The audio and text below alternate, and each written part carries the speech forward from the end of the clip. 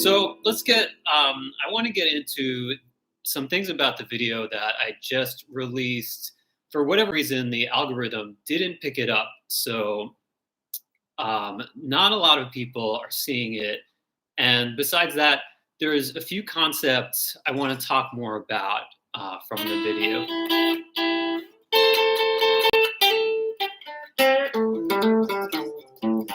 So the first one of those, just making sure, if you're checking this out, please let me know if you hear everything okay. The first concept is string sets, and this is actually a really important concept on the guitar. It's something that if nobody's told you about or keyed you into, you wouldn't necessarily think about. But I was clued into this, I think, at first when I was studying with Chris Rosenberg from Manhattan School of Music. And this was probably 20 years ago at this point, or even more than that. And I remember him talking about like how some teacher of his had told him to put like rubber bands around certain strings and to only practice on, a specific 2 or 3 or 2, 3, 4, it doesn't matter, but a specific set of strings at a time. Now, sorry, this guitar also has a little trouble staying in tune. Now, with the string sets, another person who I talked to about this was actually Jeff McErlane, who he's got a great YouTube channel. If you haven't seen him, definitely check him out. But I also studied with him when I was, same age, when I was like in late high school. And I remember going into sorry about the dogs. We live right next to a dog daycare center, so try to drown out the dogs with some nice guitar chords.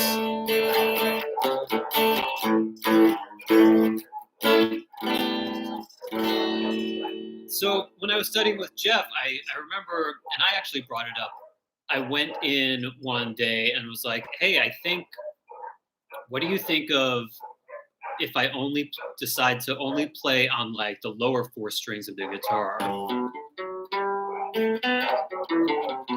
Meaning the E string through the G string. And he said, yeah, that's a really common way of practicing the instrument, actually. So you get to see certain sections of the larger shapes that you're learning about. And, through the years, I've looked at string sets a few different times in a few different ways. And the reason string sets is such an essential concept is because of how the guitar works, right? You have different fingerings in different positions for the same lick. So if you're playing, an A bluesy kind of a sound,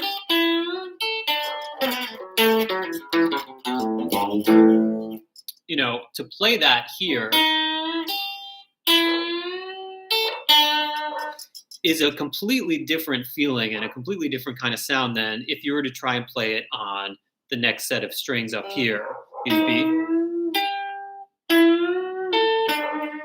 different sound, but also the ergonomics of it are totally different. And ergonomics are so important on the guitar. If something doesn't feel right when you play it, yeah, you could practice it thousands of times until it feels right, but it still isn't going to feel the same as if you play it on a different string set. It's not going to sound the same.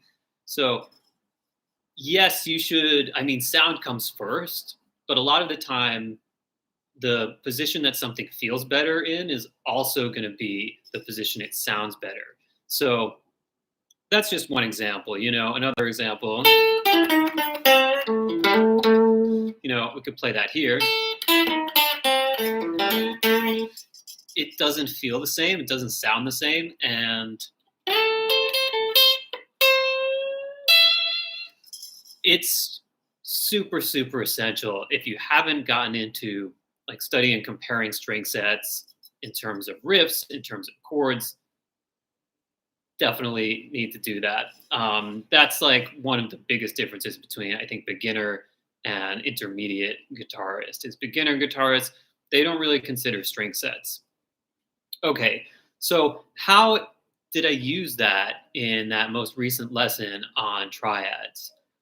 Well, okay, so in the lesson, I used the D, G, and B strings. And the reason why I started with the D, G, and B strings is because, and I say this in the video, I say this in the lesson, it allows you to go up through the key of G using root position triads in a systematic way. And by doing this, you're also relating to bar chord shapes that you know. So if you look at the bar chords, you have the same smaller voicings in each of these bar chords that we're talking about when we talk about these triad shapes. And so we do this in a single key, and this is also what we call mapping out the fretboard. It's like when people say to you, you've probably heard people talk about the fretboard just lights up when you do a certain thing, or you reach a certain point studying, specific things or looking at the guitar in a certain way. This is what they're talking about, the fretboard lighting up. That's, seeing these shapes immediately under your fingers.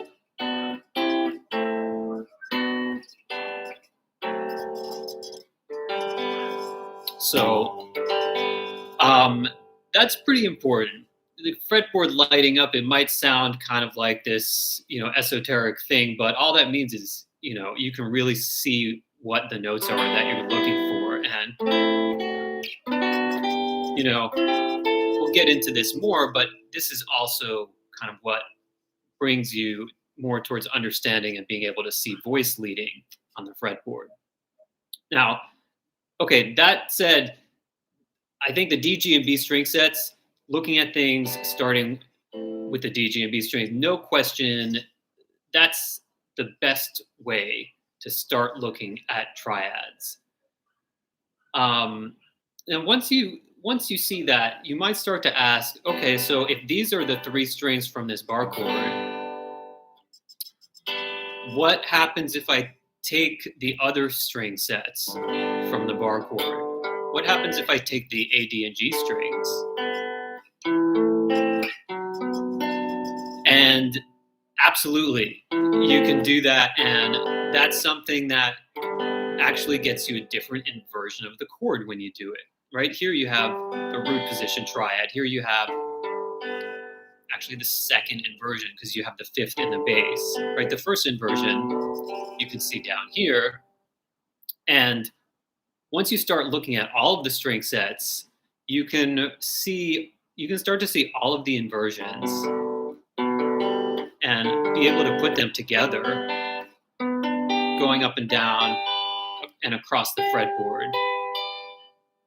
So that's really the goal in looking at, your string sets and inversions and being able to see these shapes intuitively as you are playing in a key center, is to be able to shift between string sets and different positions and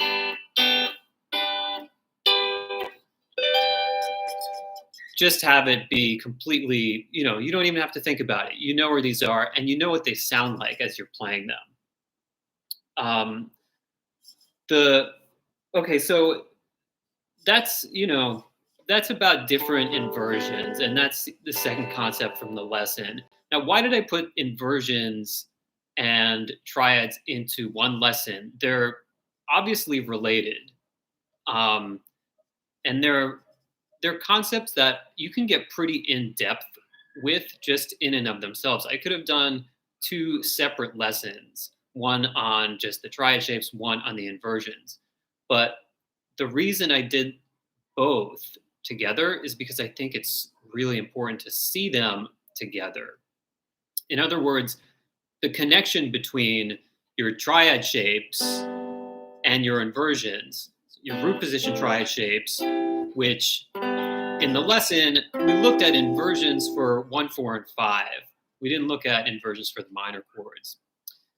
So what we didn't do in the lesson is take your 1, 4, and 5 triads and take them up the neck. We looked at them in a couple different positions, but we didn't take each inversion and go up the neck,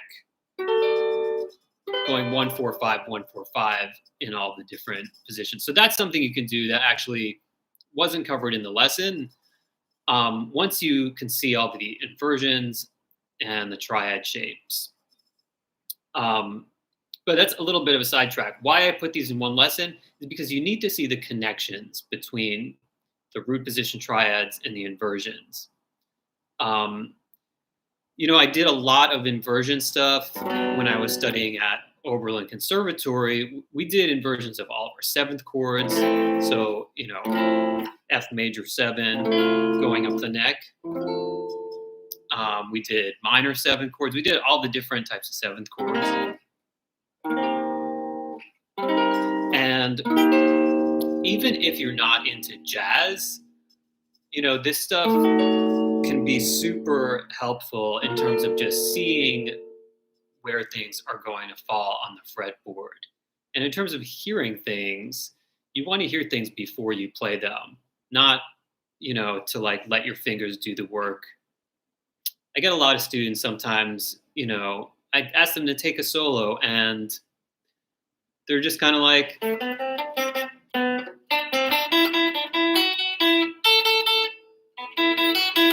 and you can tell they're just fishing around in the scale rather than playing something that they hear in their head. So another little bit of a sidetrack, but the point here being a little bit of jazz goes a long way.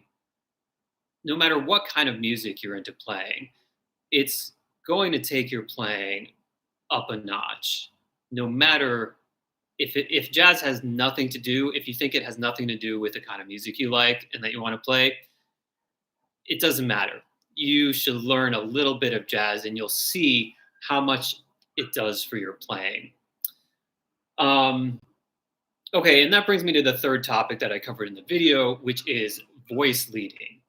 Now, I did a separate video just about the basics of voice leading, which you can also check out. I'll put a link to both of these in the description.